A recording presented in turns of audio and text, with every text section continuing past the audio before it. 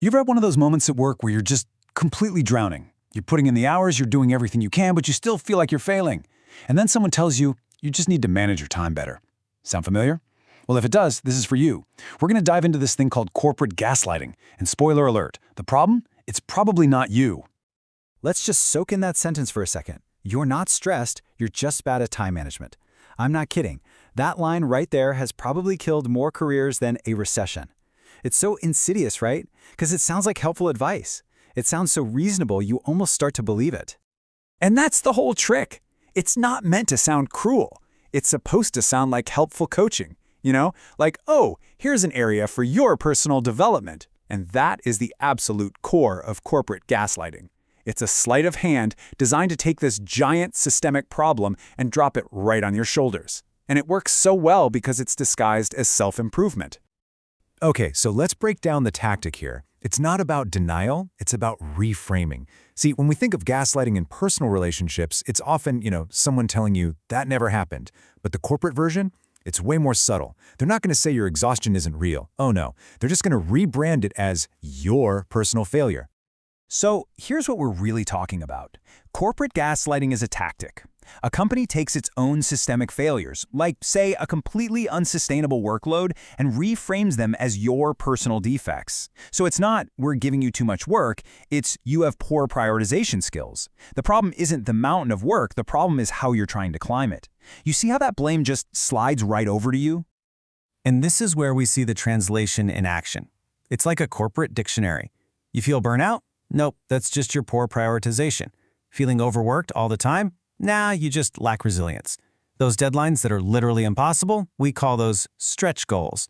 And the fact that we're chronically understaffed, that's not a bug, it's a feature. We call it efficiency.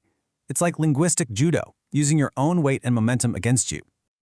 And this quote just hits the nail on the head. The system never ever admits it's broken. It just tells you that you are. The system is perfect. The bug in the code, that's you. All right, so the big question is, why? Why do companies have this playbook? Well, I think you probably know the answer. It comes down to the one thing it always comes down to: money. Because this narrative, it's just so much cheaper. I mean, just look at the difference here. Fixing the actual system, that's expensive. That means hiring more people, pushing back deadlines, redefining the scope of a project, accepting limits. But fixing people? Oh, that's cheap. We can buy everyone a mindfulness app subscription. We can do a one-day resilience training workshop. These are just tiny, cheap band-aids that cost almost nothing compared to making real structural changes. And here's the real kicker. The workload, it stays impossible. That part doesn't change. The only thing that changes is who feels guilty about it. The guilt gets transferred from the company to you. And you're the one who lies awake at night thinking, I'm just not good enough. And you have to understand, this isn't an accident. This isn't some unfortunate side effect. This is the whole point. It's by design. Okay, so we've talked about the company's playbook. But what about the human cost? Because there is a very, very real one. This strategy isn't just about saving money, it actively eats away at your self-worth. It makes you stop trusting yourself, your own mind, your own body. Think about it. Your body is sending you signals, loud ones. Exhaustion, anxiety, burnout. These are not character flaws. They're warning signs. They're the smoke alarm shrieking in the middle of the night. But corporate gaslighting teaches you to just relabel that sound. Oh, that's not a fire alarm, that's just my weakness. That's not anxiety, it's my lack of grit. So what do? Instead of getting out of the burning building, you push harder. You try to optimize yourself right into a total collapse.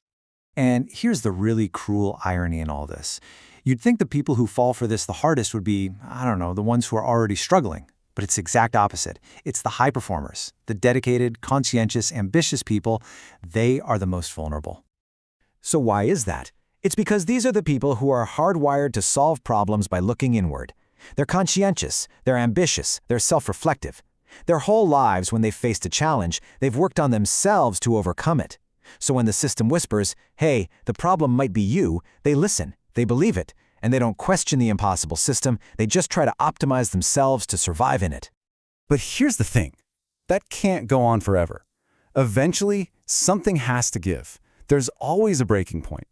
You know that one moment, maybe it's 3 a.m. and you can't sleep, where the whole story they've been telling you just starts to crack. And that's the moment the gaslighting starts to fail.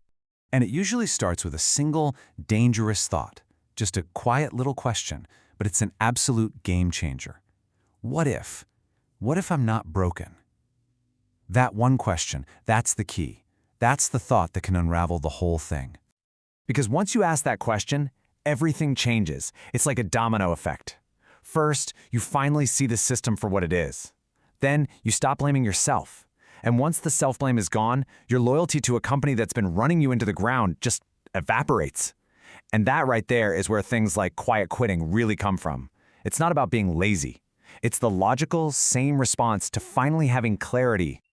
Okay, so now you have this clarity. What do you do with it? You build a new framework, a new way of thinking. You start to reinterpret those signals your body has been sending you all along. You begin to understand that your stress isn't a flaw, it's data. Yeah, that's right. Your stress is just information. It's a signal telling you that something here is wrong. Something is misaligned, it's unsustainable, or the exchange is just not fair anymore. The system is taking way more than it's giving. And any system that teaches you to ignore that signal, it's not invested in your growth. It's just invested in keeping you productive, no matter the cost. So let's give you a translation tool. The next time you hear you're not stressed, you're just bad at time management, here's the real translation. What they're actually saying is, our system is broken, but it's way easier for us if you blame yourself instead of questioning it.